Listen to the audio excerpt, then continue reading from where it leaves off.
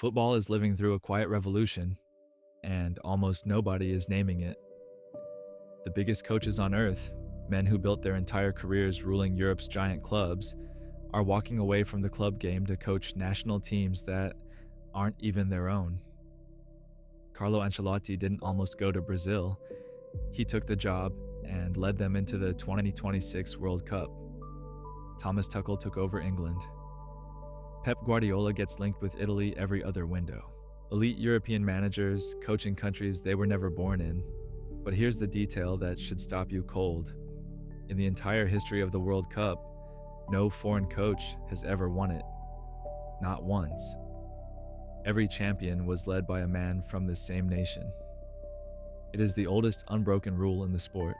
And if there's one thing this new generation of European coaches loves to do, it's break rules that everyone else swore were permanent. To understand the shift, step back and look at the whole board. Take Argentina in 2022 out of the equation, the one recent exception. Since 2006, who has ruled world football? Europe. Only Europe. Nearly 2 decades of total control. Italy, Spain, Germany, France. What explains it? A brutal gap in tactical structure. European sides don't show up to see what happens.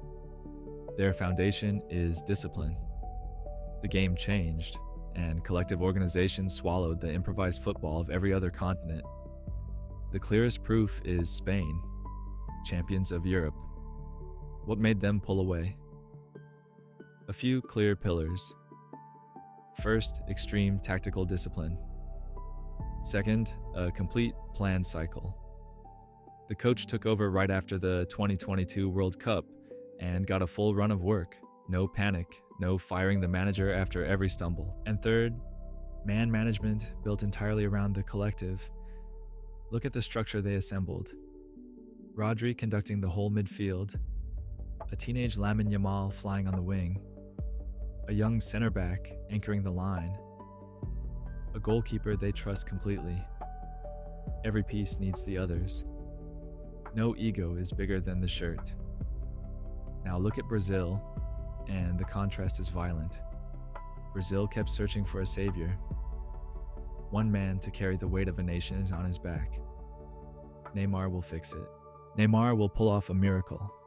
A country waiting for individual genius to solve a structural problem.